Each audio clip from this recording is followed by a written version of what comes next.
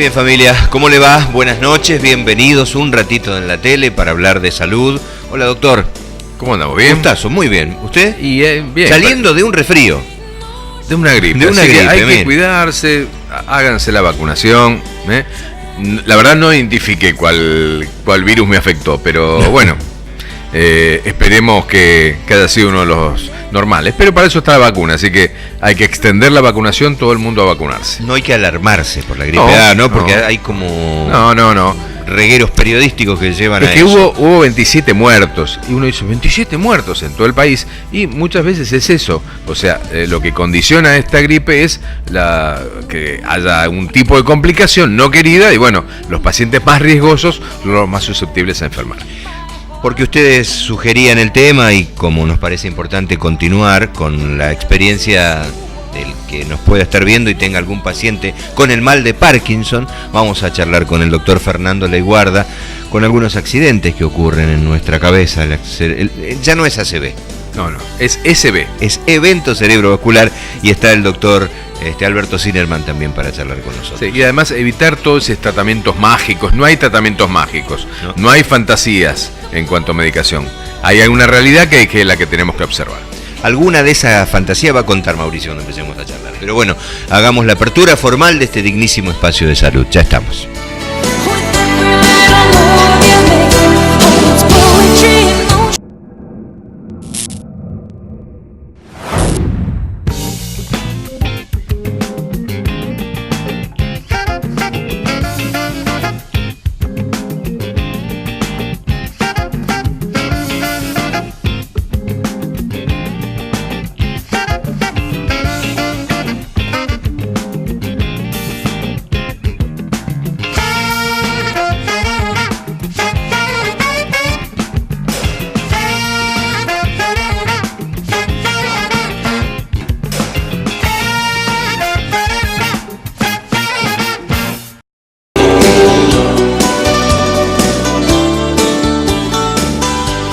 Bueno, muy bien, este es el tiempo de la tercera mirada, la posibilidad de que pongamos al aire las preguntas de ustedes. Insisto en que no estamos en vivo, estamos grabados, siempre el tiempo para poder, no hacemos consultas deliberadas televisivamente, damos respuestas a algunas inquietudes, sí, además me parece, orientamos. Y además, Raúl, me parece que esas preguntas que hacen los televidentes les puede servir a otros. Por eso también le damos acogida, porque realmente no solamente tratamos de dar una respuesta o una orientación, sino también puede llegar a ser un disparador para alguien que tenga una problemática similar. Entonces compartimos entre todos un problema tal vez personal o familiar. Eso. Hablando de disparador, antes del mensaje, lo último fue la charla con Eric Mendoza. El doctor Mendoza nos contaba la situación de los médicos. No ha cambiado nada, volvemos a grabar y está todo igual. No, la verdad que lamentablemente las ofertas salariales son ahí de 1% y la verdad que no satisfacen las necesidades mínimas. Entonces, lo único que uno está esperando es un gesto, digamos, que de pronto permita apaciguar los ánimos y decir, bueno, con esto empezamos y después en julio o agosto se hablará de alguna otra manera.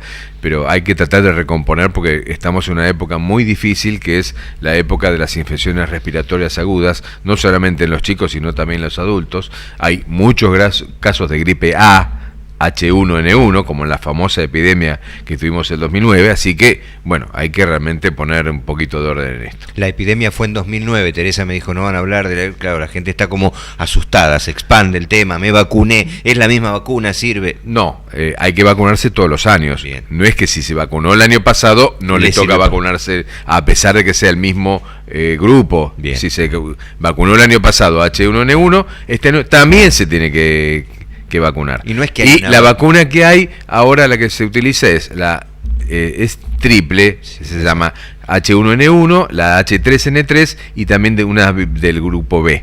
Así que no solamente A, sino también tiene el grupo B.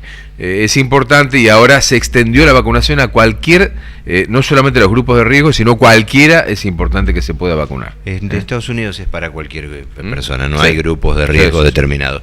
Hablando de hospitales, a ver, pon el primero de los mensajes, Dani, por favor. Sí, para el doctor Esquinazzi.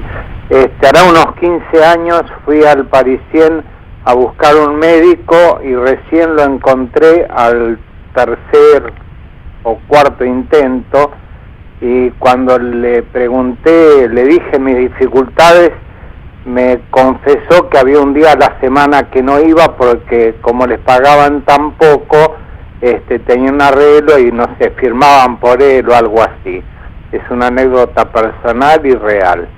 Y en el hospital había poquísima gente para la cantidad de vecinos que hay en la zona. Chao. Gracias. Nada cambió, ¿eh? No, al contrario, de 15 años a esta parte ya superamos los 2 millones de habitantes en La Matanza, así que te imaginas el único, digamos, hospital que realmente está dando respuesta para una cantidad de gente muy importante. Seguramente en esa época, como ahora también, había tal vez alguna necesidad de algún profesional de tener algún día para poder hacer guardia en algún otro lado para poder satisfacer sus necesidades económicas. Que tampoco le alcanzaba hace 15 años. Y fundamentalmente lo que se apela es al tema del rendimiento. Seguramente ese médico compensaba de otra manera, atendiendo mayor cantidad de pacientes y demás en los otros días que tenía, digamos, a disposición dentro del hospital, o hacía algún otro cobertura de guardias de 12 horas más, o sea, siempre hacía algún arreglo para poder satisfacer, la verdad, las necesidades. Y vos, creo que lo estuvimos charlando, hay un problemita que se nos está dando que nunca pasó. Nosotros formamos muchos médicos nuevos a través del sistema de residencias. Habitualmente los residentes siempre se quedan en el hospital trabajando. ¿Por qué? Porque toman un cuadro de identidad con el grupo, con el establecimiento, con la zona, y ahora se nos están yendo. Entonces realmente es algo sintomático. Se van a buscar otros horizontes porque en nuestro hospital, como te dije, las condiciones laborales son difíciles, mucho trabajo, mucha demanda, no es un lugar amigable porque, como yo le dije, no tenemos aire acondicionado. Está acondicionado al invierno o al frío, ¿no? O sea, hace frío en invierno y hace calor en verano, o sea, ni siquiera hay eso como para tener un lugar, digamos, confortable. Claro. Así que, bueno, se van a otros horizontes que también están mejor remunerados. Con el doctor Leiguarda y con el doctor Sinerman estamos, quédese en un ratito, pero hay más mensajes de ustedes. Sí, buenas noches. No sé si el programa que estoy viendo, que está hablando sobre la presión arterial, está en este momento al aire. Si así fuera, quisiera, si le pueden preguntar al doctor, si el picante, si el uso de picante desfavorece el tema de la presión. Gracias. No hay ningún problema.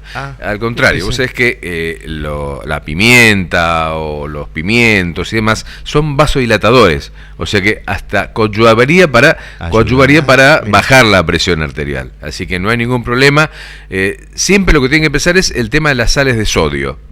Todo lo que tenga sodio, eso sí, estimula el aumento de la presión arterial.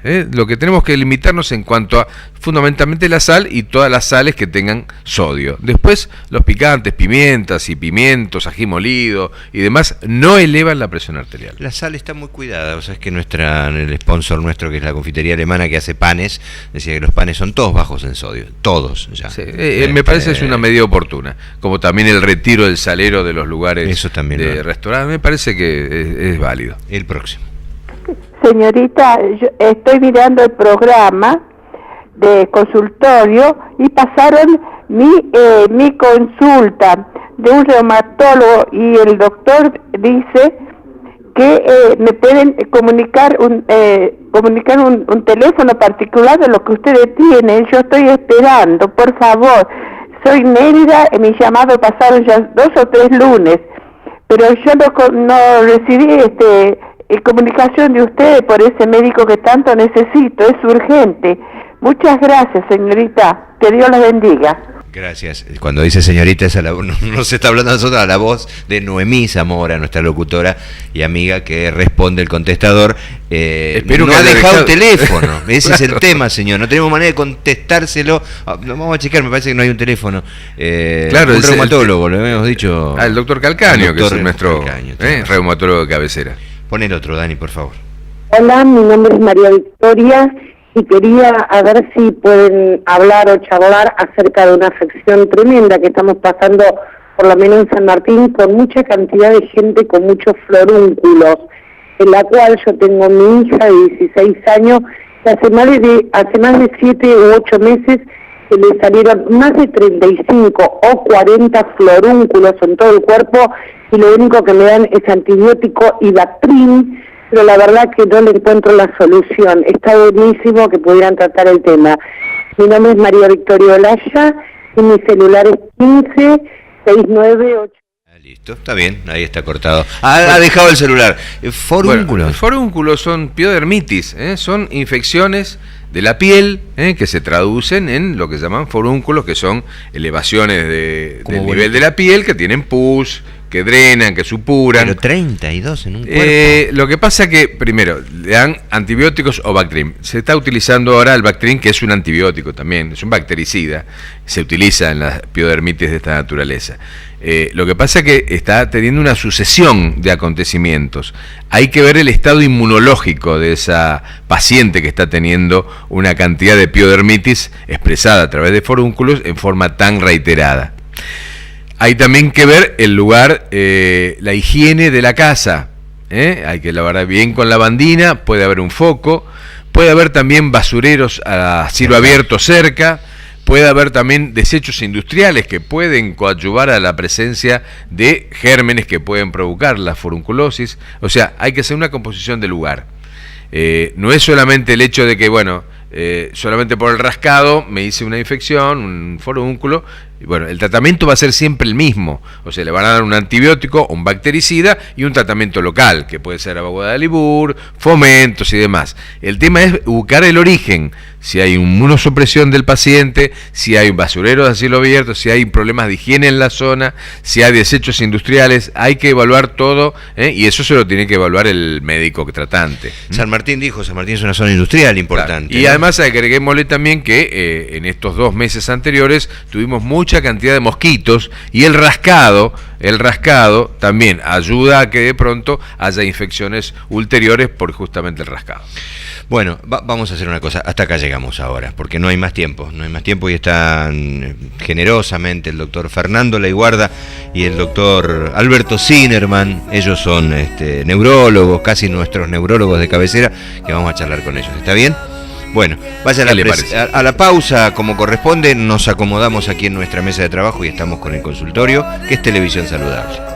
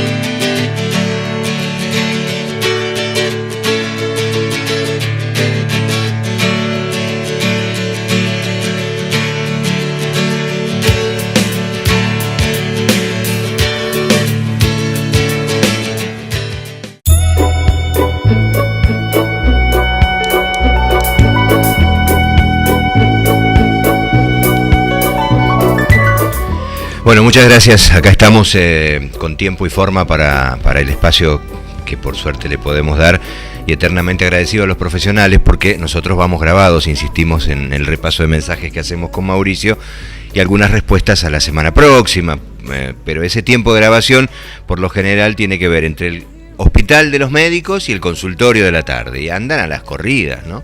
Bueno, hoy nos visita el doctor Fernando Leiguarda. Fernando, buenas noches, bienvenido. Bueno, muchas gracias, gracias Raúl, bien, muchas gracias por la venir. Invitación. Y un gran amigo, ya te siento así, Alberto Sinerman, ambos neurólogos. Está el jefe del área, ambos trabajadores en el hospital público, además de su actividad privada, y ambos laburantes del hospital Posadas. Exactamente, bueno, gracias por la invitación. Bien, gracias por la invitación. Una cosa que comento es que yo no suelo usar corbata, les pido disculpas a los que nos están viendo, pero bueno, desentono un poquito, pero bueno, les agradezco la invitación y bueno, ya es como de la casa, digamos. Un clásico, sí, ¿no? Además una necesidad de que nos visites. Bueno, empecemos. A partir de algunas cuestiones periodísticas, algunos llamados, algunos mensajes que han quedado allí, yo le decía a Fernando, ¿cuál es la respuesta que le damos a la gente si hablamos del mal de Parkinson? ¿Dónde se generan tantas expectativas? Hay unas líneas, dice que el equipo en el que ustedes trabajan de neurocirugía ha generado como un cambio sustancial. Ese cambio lleva a la gente a decir, bueno, yo voy al Posadas y salgo curado del mal de Parkinson. literalmente así. Literalmente no. Literalmente no es así. No, eso es importante aclararlo para no generar faltas expectativas. En realidad, lamentablemente el tratamiento no tiene una cura. La enfermedad de Parkinson no tiene una cura. En realidad lo que ofrece el hospital es un tratamiento multidisciplinario. Fernando me decía, voy a decir esto que es duro, pero es verdad. Es duro, manejemos la verdad. Es la realidad, no tiene una cura y en realidad siempre el tratamiento tiene que ser encarado como algo multidisciplinario. Desde el tratamiento farmacológico, existe también lo quirúrgico, pero siempre es para mejorar el síntoma de la enfermedad. Todo lo que haga con el paciente es para mejorar lo sintomático. De ninguna forma, ni con la medicación, ni con la cirugía, voy a hablar de una cura. Eso es importante recalcarlo, para que la gente lo entienda. Por supuesto que es importante lo farmacológico, lo quirúrgico, lo terapéutico a nivel de kinesiología, terapia ocupacional, fonoaudiología y un sinnúmero de cosas que se ofrecen en el hospital hoy en día. Pero recalcar eso sobre todo, ¿no? Que es algo duro, pero es la realidad. A nivel de todo el mundo no existe una cura para la enfermedad hoy en día. Y fuera de aire hablábamos, Alberto, de que no es solamente por la expectativa, por los pacientes que en el entorno de la distancia del Posadas llegan, sino porque viene gente de el interior. Sí, una de las empujada cosas por esta expectativa, pidiendo plata a veces para viajar. Claro, una de las cosas que creo que hay que considerar es que la enfermedad de Parkinson, como la enfermedad de Alzheimer y otras tantas en neurología, pertenece al grupo de lo que se llaman enfermedades degenerativas. Es decir, que uno de alguna manera viene programado para desarrollar la enfermedad y como es algo que uno trae cuando nace como una carga genética, obviamente no hay una cura y las enfermedades degenerativas son progresivas, que es lo que decía Fernando, de manera que son tratamientos paliativos, pero en realidad no curativos.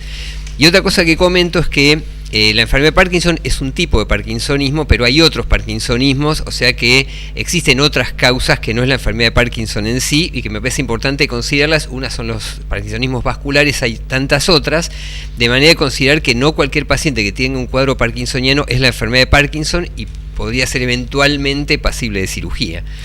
Me parece importante en este momento aclarar mucho de lo que dijo Fernando, incluso para desalentar a muchos oportunistas, algunos que se titulan como médicos y otros que tal vez sean falsos médicos, que hacen promesas de curación o de con remedios infalibles o incluso, vamos a nominarlo positivamente, células madre o liofilizados extraños. No existe en la Argentina ninguna terapéutica aprobada por el ANMAT, ni siquiera por los organismos internacionales, que sea de tipo así fantasiosamente curativa del Parkinson. De hecho hay una cosa que quiero mencionar, y es que el anteaño pasado, si no me equivoco, un grupo de trabajo de la Sociedad Neurológica Argentina, junto con el Ministerio de Salud y el de Ciencia y Tecnología, emitieron un comunicado justamente para tratar de desalentar la idea. El tratamiento con células madres está en etapa puramente experimental. Yo he tenido pacientes que les han ofrecido viajar al exterior, y en realidad no está demostrado todavía su utilidad en el ser humano, de manera que tuvieron que sacar este comunicado para evitar, digamos, las estafas con las supuestas células madres que no son tales. Ese es el tema, ¿no?, que decía Mauricio fuera de aire. Son estafadores, en realidad, porque además juegan con el dolor de la gente, ¿no?, que termina sacando dinero de donde no tiene porque son onerosos, son estafadores, está bien. Juega con la desesperación de la gente, y algo importante, que son todas fases de experimentación y no le tendrían que cobrar al paciente. Y eso hay que recalcarlo 20.000 veces, porque no le tienen que cobrar absolutamente nada al paciente si se trata de algo de experimentación, como todo, ¿no? Además que uno no tiene claro tampoco qué es lo que le están aplicando en realidad, ¿no? Efectivamente. No sabe uno sospecha que por ahí a lo mejor es agua destilada, no lo sabemos tampoco. Claro, puede ser inocuo, como también puede dejarle algún tipo de secuela no querida, ¿no? Pero justamente esto es lucrar con la imaginería de la gente, que de pronto descubren algo nuevo y que se lo quieren incorporar al organismo para solucionar su problema. Que igual es totalmente entendible, ¿no? O sea, uno no critica al paciente porque una situación de una patología que no tiene tratamiento curativo. Pasó con la agrotoxina y la patología oncológica, o sea, en la historia argentina hay muchas de estas cosas, y realmente yo lo entiendo y no lo critico. Lo que pasa es que me parece importante alertar a la gente, porque a lo mejor es preferible que gaste esa plata en un buen kinesiólogo, en una buena terapia ocupacional, y no en algo que no le va a dar resultados. Sí, ¿no? Sobre todo que no sean sorprendidos en su buena fe, porque ellos van de buena fe a tratar de curar su enfermedad, haciendo un ingeste gasto que realmente le cuesta mucho, y el resultado va a ser obviamente sin ningún tipo de resultado. Ya entramos en Parkinson porque han hecho la tarea ambos y nos han traído material para ilustrar, pero si algún televidente nos está mirando y dice, bueno, yo ¿qué debo hacer frente a alguien que me ofrece esto? Simplemente o tengo dudas. Ir a las fuentes. Acá tenemos 2 responsables de un área neurológica, un hospital público totalmente reconocido como el Hospital Posadas. Cualquier cosa, cualquier consulta que puedan hacer, la pueden hacer ahí, a ver si realmente existe algún tipo de tratamiento que sea innovador, que de pronto le pueda dar una satisfacción. Pero como dice acá el doctor Leguarda, no a título oneroso, no tiene que pagar absolutamente nada de un tratamiento de investigación. Nada. Si hay algo que alguien que le quiere sacar un dinero, eso es solamente fraudulento. Hablamos de Parkinson. A ver, ¿qué fue en abril, ¿no? Fue el Día Mundial de abril. El 11 de abril fue el Día Mundial. Se dio una charla en el Hospital Posadas recordando, digamos, el nacimiento del doctor James Parkinson, que fue el que descubrió los primeros síntomas de la enfermedad. Y quiero recalcar sobre todo que hay charlas dirigidas a la comunidad por parte del hospital, que voy a hacer la propaganda, que son el tercer miércoles de cada mes, ¿sí? En el tercer piso F de la parte nueva, en el sector a las 12 del mediodía. Y la están dando, digamos, varias personas como kinesiólogos, fonoaudiólogos, nosotros los médicos, dirigidas a pacientes y a familiares de la enfermedad. Familiares es importante, ¿no? Importante. El tema de la primer contención. La contención, efectivamente. Y algo para recalcar es que no solamente se atiende a enfermedad de Parkinson, hay muchos otros trastornos del movimiento, como dijo el doctor Alberto, que son parkinsonismos, distonías también, temblores, que muchas veces no son enfermedad de Parkinson, que también pueden venir a la consulta. Y de paso aprovecho diciéndole que el contacto con nosotros es un mail, neurofuncional@hospitalposadas.gov.ar. Está en la página del Hospital Posadas una planilla para que su médico lo pueda derivar correctamente, o si no por teléfono, el teléfono del hospital, y el interno es el 3003. Todos esos datos los vamos a poner en el graph para ilustrar y darle a la gente que tenga la posibilidad de acercarse. Parte de las fotos que vemos allí es el trabajo que hacen con... Sí, efectivamente, los pacientes. Raúl, ese es el grupo, ahí está exponiendo el neurocirujano, creo que está hablando de la clase de cirugía, tenemos muchas charlas durante el año, hasta tenemos tango, también un grupo de tangoterapia. Recuerden que es importante recalcar todo lo que sea rehabilitación. La tangoterapia es una muy buena rehabilitación para el equilibrio, ¿sí? Y lo da la licenciada Rodríguez. Así que bueno, volviendo al tema, es recalcar que el tratamiento de la enfermedad es multidisciplinario, ¿sí? No, paciente que viene pensando que solamente la pastilla lo va a mejorar, claro, es mentira. Claro. ¿Sí? Acá se le ofrece desde medicación, puede ser que sea un candidato quirúrgico. Vamos a recordar por qué llega un paciente a tener una posibilidad quirúrgica al hospital. Si me permiten, la enfermedad tiene una etapa que se llama luna de miel, que muchas veces uno comienza con la enfermedad, va a tener síntomas motores y no motores. Que los no motores hoy en día sí pueden ser más importantes que los motores. ¿A qué me refiero con no motores? Por ejemplo, que el paciente tenga constipación, que eso puede ser dado 10 años antes de comenzar los síntomas motores, que tenga problemas con el olfato, que tenga problemas con el sueño. Lo que le dice la pareja es que se mueve mucho en la cama, que vive los sueños se le llama, o que habla cuando está durmiendo. Eso es un trastorno del sueño que se da en estas enfermedades. Y problema del ánimo. No es infrecuente que un paciente venga y diga, sí, yo me traté con un psiquiatra por un problema de ánimo mucho tiempo antes de desarrollar un temblor. Después tenemos dentro de la clínica los síntomas motores, la rigidez, el temblor, la inestabilidad en la marcha y la lentitud en los movimientos. Pero al principio seguramente el paciente entra en lo que se llama una luna de miel. Demos la medicación que le demos, el paciente generalmente anda bien. Después, con el tiempo, responde la medicación. Si se trata de una enfermedad de Parkinson idiopática, ajá, como dijo el doctor, muchas veces se trata de lo que llaman parkinsonismos, pueden ser vasculares, otros neurodegenerativos también, que no responden tan bien a la medicación. Y cuando se trata de una enfermedad de Parkinson idiopática, lo que se va a producir con el tiempo es esto que se llama fluctuaciones motoras. Uno, cuando le da la medicación, después de un tiempo de años, va a ver que la respuesta a la medicación va a ser escasa. O sea, el paciente va a empezar con los off, que nosotros le decimos. ¿Qué son los off?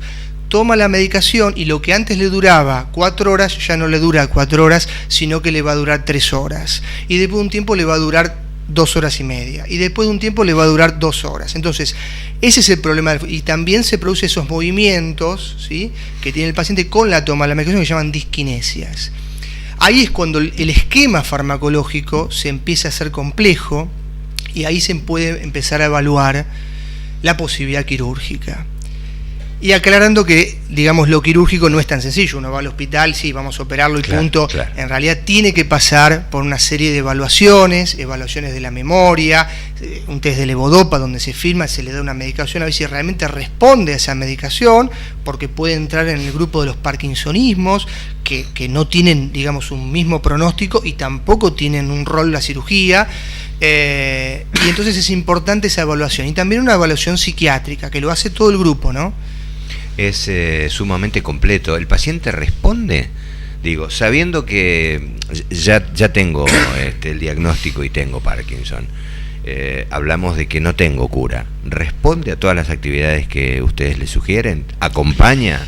Es una buena pregunta. No, porque imagino, estaba pensando en aquel que siente esto y dice, pero ¿para qué? ¿Bajo los brazos? Sí, no, justamente ese es el rol del grupo de autoayuda que tenemos en el hospital y uno de la primera consulta que muchas veces, digamos, uno lo evalúa para el quirúrgico y muchas veces no, el paciente se queda con nosotros porque no es quirúrgico y se sigue evaluando y se sigue quedando y uno siempre le ofrece una gran cantidad de cosas.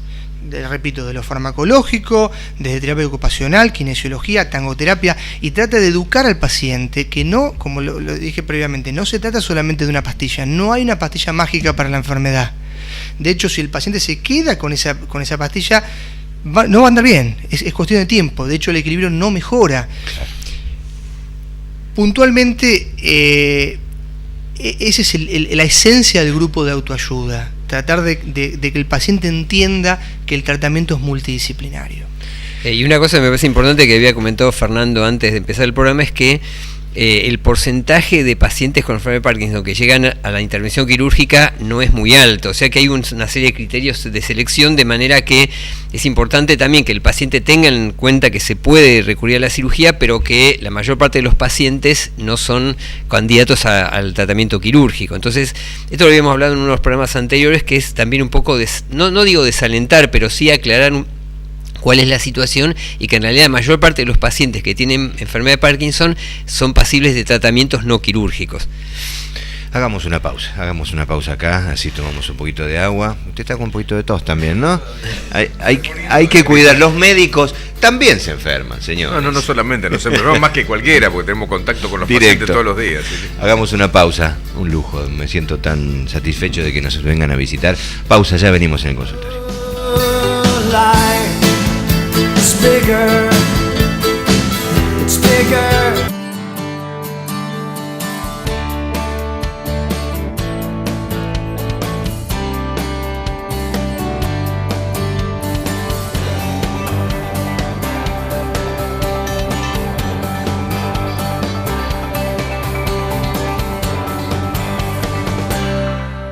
Centro de Ojos Ituzaingó. Aparatología de última generación para corregir los vicios de refracción como miopía, hipermetropía y astigmatismo. Tratamiento quirúrgico del glaucoma. El equipo de cirugía del centro está entrenado para que todo paciente experimente una cirugía rápida y sin dolor. Centro de Ojos Ituzaingó, para ver la vida en toda su dimensión. Juncal 258, Ituzaingó.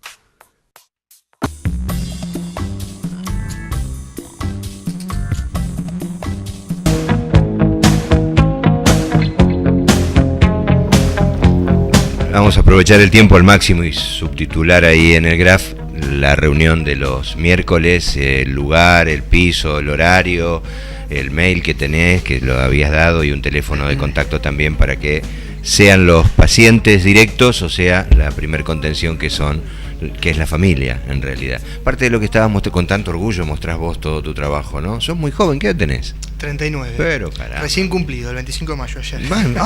Pero caramba, bueno, feliz cumpleaños. Muchas entonces. Gracias. Fernando, una pregunta, simplemente para concientizar a la gente. Me imagino que son pacientes difíciles, ¿no? Difíciles en cuanto a que traen una patología, como decía bien Alberto, crónica, progresiva, que evidentemente disminuye sus funciones, y también la familia, ¿no? De pronto también es compleja. Esto es importante saberla, como para que también traerlos, ¿no?, a un grupo me parece que es importante para que ellos vayan compartiendo sus extrañezas, sus sinsabores, ¿no?, esas sensaciones que tienen. Totalmente, Mauricio. Hay que entender que es una enfermedad muy complicada.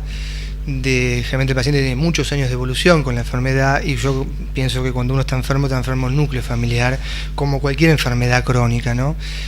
Nosotros en el servicio también tenemos un psiquiatra, ¿no?, más allá de estas charlas, ¿no?, de grupo de autoayuda, tenemos un psiquiatra dispuesto lógicamente a la contención de la familia, más allá del tratamiento puntual de la enfermedad. Y es una enfermedad muy compleja porque el mismo paciente, como les dije previamente, viene con un cuadro del ánimo, y la familia lógicamente hay que sacarla a flote, que es complicado.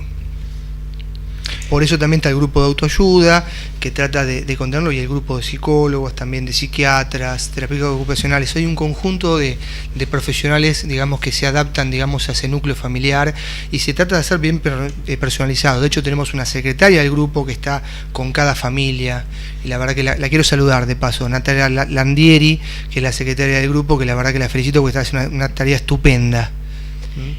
Yo creo que una cosa que dice Fernando es importante, todos sabemos que la medicina en realidad es una ciencia, pero también es como una artesanía. En realidad, el tratamiento de los pacientes con Parkinson, muchas veces el manejo de la medicación es una artesanía, porque hay que subir un poquitito, bajar un poquitito, viendo si tiene movimiento, si no tiene movimiento. Yo creo que como cada paciente es un individuo, y creo que lo apasionante de la medicina es eso, digamos, no hay una regla, esto no es matemática, yo lo mencioné la vez pasada con respecto a otro tema, esto no es matemáticas, cada paciente es único, cada familia es única, y si uno toma la medicina considerando a cada paciente como un individuo especial, es probable que obtenga mejores resultados, sin ninguna duda, ¿no? Totalmente, y algo que quiero recalcar es que más allá de si el paciente es candidato quirúrgico o no, está invitado a la consulta, no solamente de enfermedad de Parkinson, ¿no? Hay un sinnúmero de enfermedades del trastorno de movimiento que las recalco, que son distonías, que son contracturas de músculos agonistas y antagonistas, que también, digamos, lo podemos seguir en el hospital, temblores, que no todos los temblores son enfermedad de Parkinson, y otros parkinsonismos que también lo vemos, y eso ninguno tiene quizás una indicación clara quirúrgica. Está bien lo que decís. No todos los temblores necesariamente conducen al Parkinson. Ahí también dice, bueno, entonces ahora tengo Parkinson. Y como dice el doctor Alberto también, es que la realidad es que el porcentaje, solo un 10% de todos los enfermos de Parkinson tienen, digamos, un criterio quirúrgico claro. Solo un 10% de todas las consultas que hay, ¿sí? Como dice el doctor Alberto, ¿viste cómo se trata? No se tutean, para que sepan, están en el mismo servicio, el jefe del servicio. A ver, como para redondear, no me acuerdo si lo habías dicho, ocurre generalmente de grande. Digo, el indicio, o uno da por sentado que es una enfermedad que tiene manifiestos en la persona mayor. Generalmente la media de inicio está entre los 55 años y los 65, pero hay casos de Parkinson juveniles, que lógicamente tienen un mayor rol lo genético, pero se dice generalmente que lo genético solamente es un 10% de todos los enfermos de Parkinson, el resto se llama enfermedad de Parkinson de tipo idiopática. Y en realidad nos metemos en la patogenia, que hay un sinnúmero de cosas, pero es un agregado de una proteína que se da en el cerebro y que causa algunas alteraciones, más que nada en la dopamina, que es un neurotransmisor que se encarga del equilibrio, que es lo que falta en la enfermedad. De hecho, el tratamiento es en base de suplir ese neurotransmisor. Además, yo creo que muchas veces sale a la luz la patología cuando alguna persona conocida, pasó mucho con Michael Fox, el actor de Volver al Futuro, cuando empezó con la enfermedad, que él empezó, yo creo, un poco más joven, a pesar de que parecía más joven de lo que era cuando hizo las películas, pero de todas maneras sale a la luz, y esto es bueno, porque digamos, es bueno que la gente sepa que la enfermedad existe y que sepa que hay gente que lo está tratando de sobrellevar bien anímicamente. Él tiene una fundación para ayudar a personas con esta enfermedad, y me parece que es importante lo que se llama la resiliencia, que es sobreponerse a la enfermedad y hacer cosas por uno y por los demás también, ¿no? Totalmente, y recalcando que la enfermedad, como dije, tiene un alto índice de depresión. Sí, más de un 60% de los pacientes con Parkinson tienen depresión, y eso es importante porque uno a veces insiste con la familia que lo traiga, y mucha gente no quiere traerlo a la consulta, se recluye en la casa. Por eso también lo tiene que ver, digamos, dentro del grupo hay un psiquiatra. Hablamos de accidentes cerebrovasculares, hablamos de patología. ¿Cuidamos el cerebro? ¿Se cuida el cerebro? Un poco hemos hablado en los programas anteriores de la patología neurovascular, la importancia del cuidado de los factores de riesgo. que son fundamentales y que son coincidentes con el cuidado de los factores de riesgo en patología coronaria. Yo, reviendo los programas anteriores de patología vascular, reparé en que habíamos hablado poco del tema de los diferentes subtipos de eventos vasculares, y porque tienen, si bien los factores de riesgo son similares, el manejo es diferente. Me pareció que era un tema que había quedado en el tintero de los programas que habíamos hecho previamente.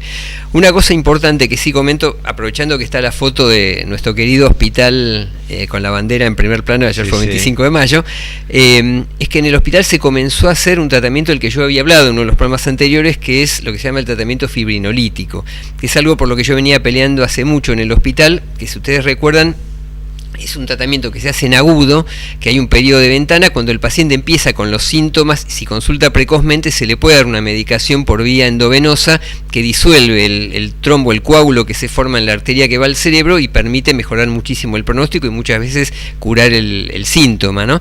Esto se empezó a hacer en el hospital hace unos meses, cosa que a mí me produce una gran satisfacción, porque es un hospital de alta complejidad que cuenta con los estudios de tomografía, cuenta con gente que lo puede hacer, y esto lo que hace es reforzar la idea de la consulta precoz, porque ahora sí podemos decir que tenemos algo concreto para hacerle al paciente cuando llega, que no teníamos hace un tiempo, de manera que cuanto antes consulte el paciente, más posibilidades tenemos de aplicar este tratamiento, que muchas veces resuelve completamente la sintomatología.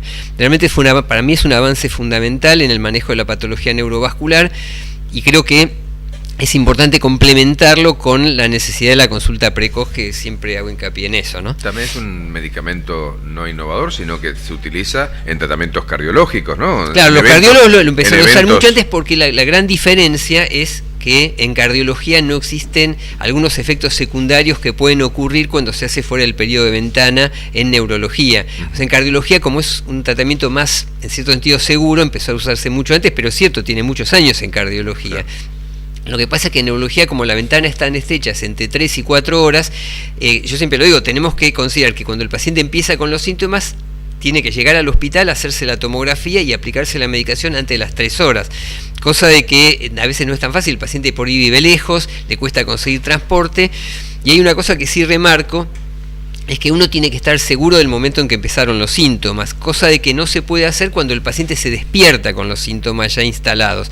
Esto es muy importante porque no sabemos a qué hora le empezó. O sea, si el paciente está trabajando a las 10 de la mañana y empieza con los síntomas, bárbaro, porque uno empieza a contar el reloj, la cuenta regresiva, llega al hospital 10:30, se hace la tomografía, tenemos la ventana. Cuando el paciente se despierta a las 7 de la mañana y ya se despierta con el problema neurológico, ya ahí no podemos hacerle nada de este tipo de tratamiento, porque puede haberle empezado a las 6 de la mañana, a las 5, a las 4 o a las 11 de la noche anterior. Y como el periodo de ventana son 3 horas, si el paciente se despierta con los síntomas, no hay forma de hacer este tratamiento. Esto es muy importante tenerlo en cuenta, ¿no? Es más sencillo en el paciente que ya ha tenido un evento anterior, ¿no es cierto? Entonces de pronto está con las ventanas un poquito más alertas. Claro, digamos, nosotros sabemos que, después de charlar, hay eventos vasculares que son transitorios, que duran muy pocos minutos y que muchas veces son predictores de que va a ocurrir un evento más prolongado. Entonces, cuando el paciente ya lo tuvo con los síntomas de vuelta, es importante que consulte precozmente, eso es cierto, sin duda. Pero bueno, de todas maneras, creo que es importante remarcar que estos tratamientos lo que favorecen es el pronóstico de la enfermedad y, digamos, insiste un poco en el tema de la consulta precoz. ¿Por qué no reiterás un poquito, Alberto, cuáles son esos síntomas? Claro, en realidad está en la última de las diapositivas. Pasemos a la próxima, Daniel. Igual vamos a comentarlo, después vamos a hablar un poquito de los subtipos de eventos vasculares. Los síntomas, hay algunos muy comunes, como pérdida de fuerza de medio cuerpo, que es lo que nosotros llamamos hemiparesia o hemiplegia, que es lo fundamental, pero no es lo único. Puede haber trastornos del lenguaje, ya sea en la forma de expresar las palabras, aunque el paciente no encuentra la palabra para decir. Puede haber cuadros de vértigos de inicio brusco, puede haber dolor de cabeza intenso. En general, cuando los dolores de cabeza suelen ser más relacionados a los eventos hemorrágicos, pero de todas maneras requieren la consulta sin duda. Básicamente son esos, o desviación de la comisura labial, o sea, como asimetría de la cara, que a veces no son vasculares, pero es importante hacer la consulta. Pero yo creo que cualquier cosa neurológica que el paciente note nuevo, cuanto antes consulte, más chance tiene de hacer estos tratamientos. ¿Cualquiera de todas ellas, Alberto? Sí, ¿O cualquiera. Una en particular que... No, lo que pasa es que algunas, en realidad en neurología es muy importante la localización de la lesión, o sea, la topografía. Si está en la zona del movimiento, vamos a tener la disminución de fuerza del cuerpo, del hemicuerpo contralateral. Si está en otra zona, vamos a tener un trastorno del lenguaje.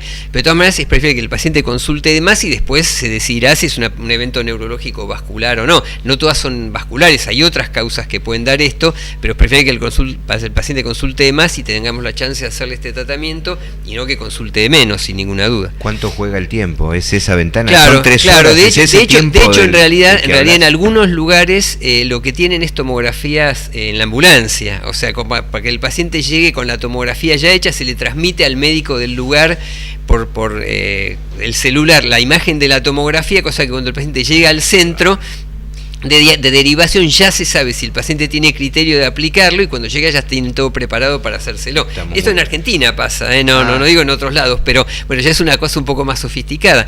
De todas maneras, si el paciente vive cerca del hospital y llega en media hora, la tomografía se hace inmediatamente y obviamente estamos viendo en las últimas semanas que hay un crecimiento del número de pacientes que se les aplica fibrinolíticos, porque obviamente teniendo la disponibilidad, que además les comento, no es un tratamiento caro, contrariamente a lo que uno podría suponer. Yo pensé que era mucho más caro, pero en realidad es bastante accesible. Obviamente el hospital se hace cargo, pero no es una medicación inalcanzable desde el punto de vista económico. Y teniéndola realmente el pronóstico mejora muchísimo, ¿no? ¿Hay estadísticas del tratamiento con el sistema? No, en realidad el tema es que en Argentina los centros que más tienen, uno podría pensar que hay centros privados en capital que la estadística es, y los centros que más tienen no son tantos, porque tiene que llegar en ventana, no tiene que tener contraindicaciones, tiene algunas contraindicaciones, si el paciente está anticoagulado no se puede hacer, de manera que estamos hablando de centros que por ahí tienen por año 12 tratamientos o 15 tratamientos, no son decenas, digamos, aún en lugares privados donde se supone que la gente por ahí tiene mejor acceso en llegar en el periodo de ventana, ¿no?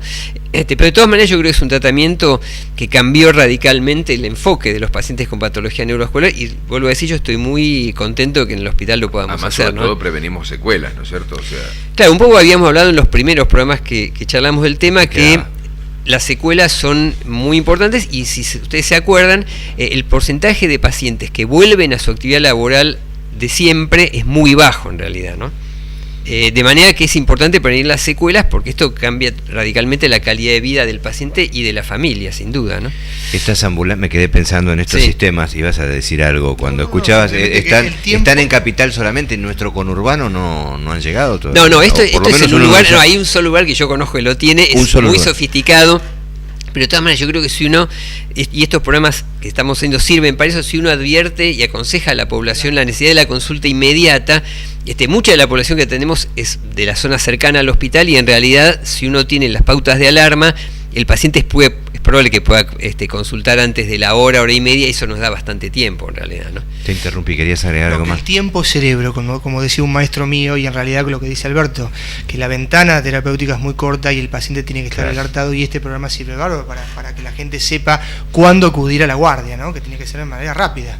Sí, creo que no llega al hartazgo recordar los síntomas, porque además, sugerir, hablar del tiempo. Además una cosa que siempre me llamó la atención y es que por algún motivo las urgencias coronarias siempre tuvieron como más difusión y más, no digo prensa, pero como la gente está más alerta, inclusive entre el personal no profesional, si la persona llega agarrándose el pecho sudoroso, me duele, entonces probablemente que lo hagan pasar. Si el paciente dice, bueno, no puedo mover bien el brazo, a lo mejor lo hacen esperar un poquitito, no lo consideran con la misma urgencia.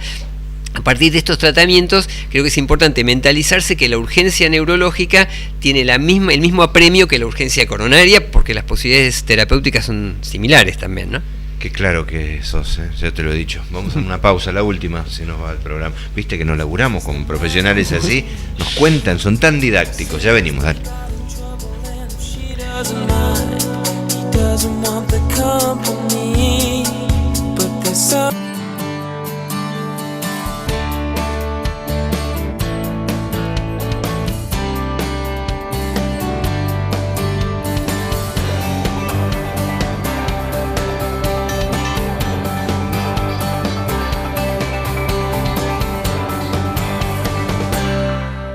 Centro de Ojos Ituzaingó. Aparatología de última generación para corregir los vicios de refracción como miopía, hipermetropía y astigmatismo. Tratamiento quirúrgico del glaucoma. El equipo de cirugía del centro está entrenado para que todo paciente experimente una cirugía rápida y sin dolor. Centro de Ojos Ituzaingó, para ver la vida en toda su dimensión. Juncal 258, Ituzaingó.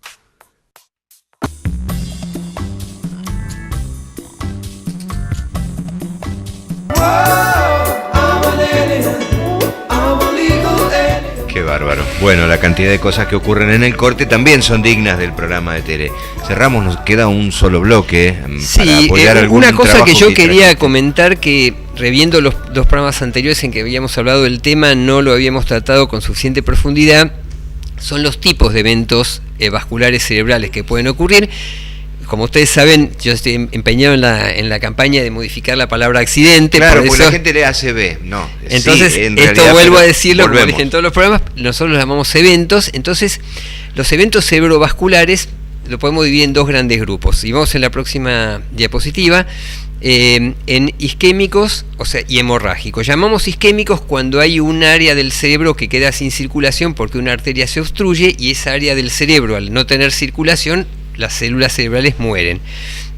En realidad lo que da los síntomas del evento vascular no es la obstrucción de la arteria en sí, sino el área del cerebro que está comprometida. ¿Y por qué se puede tapar una arteria del cerebro? Hay varios mecanismos, si vemos en la próxima diapositiva. Sabemos que hay los eventos transitorios, que ya los hemos mencionado, que son eventos que duran pocos minutos, pero que son predictores de que el paciente corre riesgo de tener un evento más prolongado. Por lo tanto, es importante que consulte. Y después tenemos los no transitorios, de los cuales los más comunes, en la diapositiva siguiente vamos a ver las arterias, son los que se llaman aterotrombóticos. ¿Esto qué quiere decir? Vemos a la izquierda una arteria sana y a la derecha una arteria que está parcialmente obstruida por una placa de colesterol. Se deposita colesterol en las arterias, como pasa con las coronarias, y esa placa de colesterol muchas veces se lastima, se lesiona, y ahí se forma un coágulo o trombo. Entonces se obstruye la arteria y toda la zona cerebral que está irrigada por esa arteria desaparece y se mueren las células, dando la sintomatología. Justamente el momento que uno tiene para desobstruir la arteria es para evitar que esas células mueran, digamos que es una zona que está sin circulación, pero antes que las células se mueran, uno tiene que aplicar el tratamiento.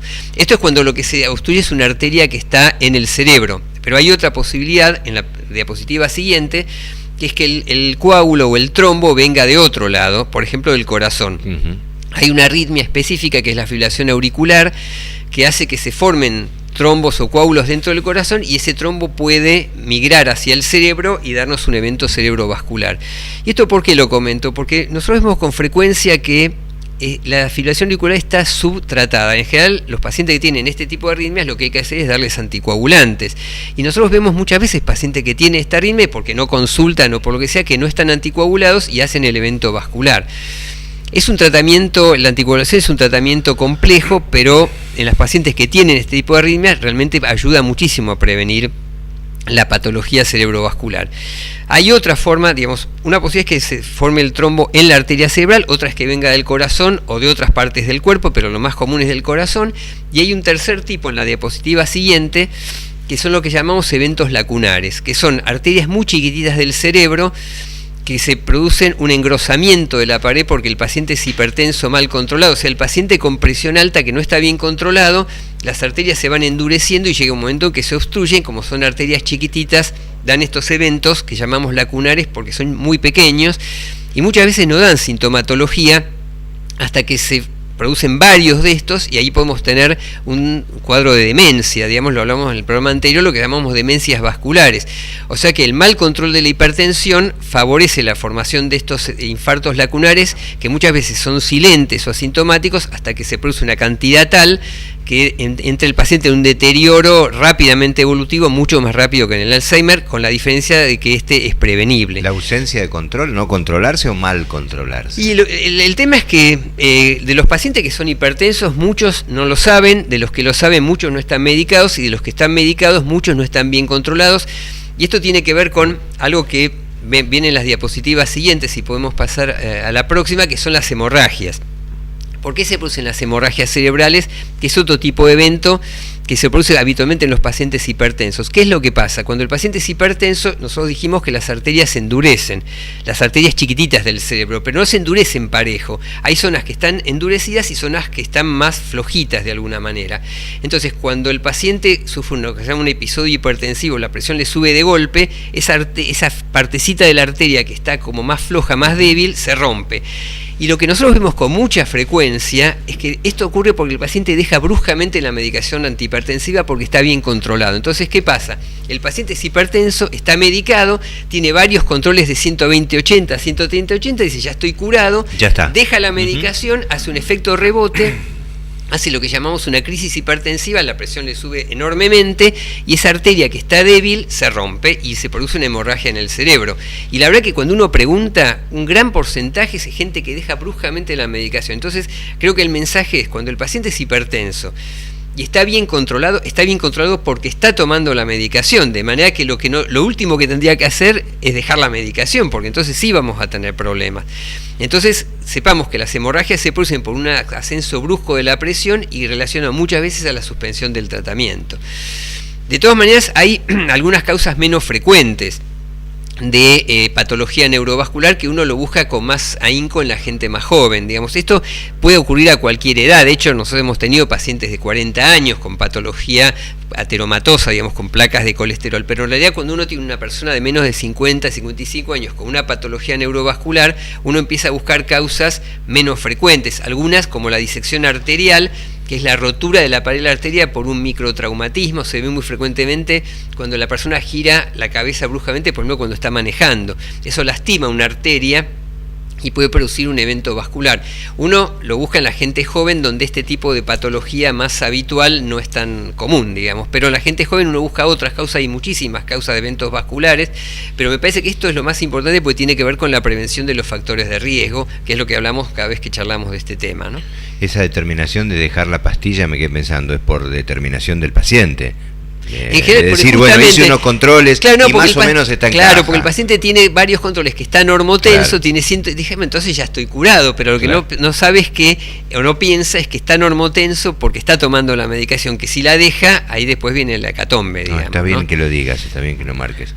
También es interesante, viste, la utilización que muchos cardiólogos indican, no solamente a los que tienen algún tipo de dislipidemia, sino también a los hipertensos, la utilización de la aspirineta o la aspirina de 100 miligramos, sí, que es un efecto, digamos, anticoagulante crónico, digamos, exactamente, ¿no? Hasta obviamente no teniendo una patología, como dijiste vos, que es la fibrilación auricular, pero previene de pronto o aclara el panorama para que el torrente circulatorio circule sin ningún no, es problema. Un antiagregante plaquetario. Y hay una cosa interesante con respecto a lo que hablamos antes de las placas de ateroma, es que cuando uno tiene un paciente que tiene placas de colesterol en las arterias, uno le tiene que dar una medicación que son las estatinas, atorvastatina o rosuvastatina, que no tiene que ver con los niveles de colesterol que tenga en sangre el paciente, porque me ha pasado muchas veces que uno da una medicación de este tipo para tratar de que no se aumente el grosor de la placa de colesterol, y la persona dice, pero yo tengo 210 de colesterol, ¿para qué voy a tomar estatinas? Bueno, es importante que se sepa que uno da las estatinas no solo para bajar el colesterol en algunos casos, sino también para evitar que esa placa de colesterol en la arteria aumente de tamaño y termine provocando un evento vascular. Quedaron algunas placas más para mostrar. A ver si podemos pasar. Avancemos. Bueno, esto es creo que es la última, que esto es lo que habíamos mencionado antes. Una cosa que comento es que el dolor de cabeza suele ser más común en las hemorragias, y obviamente los pacientes que tienen eventos vasculares de tipo hemorrágico no tienen indicación del tratamiento que mencioné antes, que son los fibrinolíticos. Eso solo se usa en pacientes que tienen una isquemia, o sea que una arteria está obstruida. Cuando la arteria se rompe y hay una hemorragia, obviamente no se puede hacer este tratamiento. De manera que en realidad la tomografía que uno le hace al paciente cuando ingresa es porque si tiene una hemorragia, el tratamiento queda descartado de plano. Si uno le hace la tomografía y no tiene nada, o tiene una isquemia, entonces es candidato al tratamiento fibrinolítico. Bien, cumplimos, porque llegamos casi al final del programa, cumplimos con esto, y con toda la gráfica que han traído ustedes para pasar un programa bárbaro. Muchas gracias. No sé, me parece que me quedo corto con el agradecimiento. Simplemente reiterar los terceros miércoles de cada mes. Exacto. ¿Querés recordarlo? Lo recuerdo, los terceros miércoles de cada mes en el Hospital Posadas, en el sector E, que es la parte nueva, en el tercer piso, son los grupos de autoayuda para enfermos de Parkinson. Y recordar que todos los trastornos del movimiento, Parkinson, parkinsonismo, distonías, digamos, cuenten con nosotros, consulten, tenemos todo un grupo especializado para tratar estas patologías. Quédese con esa imagen porque es el doctor Fernando Leguarda, que lo va a ubicar en el Hospital Posadas. Y si el director cambia y toma al doctor Alberto Cinerman, lo ubica también en el Posadas. O sea, la cuna, el hospital público. No llegaron los aumentos a los médicos todavía, ¿no? No, porque veo que hemos hecho un programa hace un tiempo y la cuestión sigue, y eso que estamos grabados. La confitería alemana de Castelar, que hace unas cosas deliciosas, usted ya probó, y yo no sé si ya te ha llevado. Sí, te llevas unas cosas ricas que son tan generosas. Me he llevado ya en una oportunidad. Bueno, muchas gracias por esto, gracias por habernos visitado. Está de más decir que lo vamos a volver a molestar. En realidad nos quedó pendiente, que habíamos charlado con Raúl, una segunda parte de cefalea. Bueno, que es otro tema, como dice, continuará, como claro, en los programas de televisión. Pero migraña es tan común, bueno, los llamados entonces, lo indicaron. Quedamos volvemos para la próxima. Gracias, Alberto. No, gracias a ustedes. Buena vida. Doctor, el consultorio continúa atendiendo, así que pase el que se quede, por favor. Muchas gracias por todo. Son muy amables, hasta la semana que viene. Don't let go. Never give up. It's such a wonderful life. Wonderful life.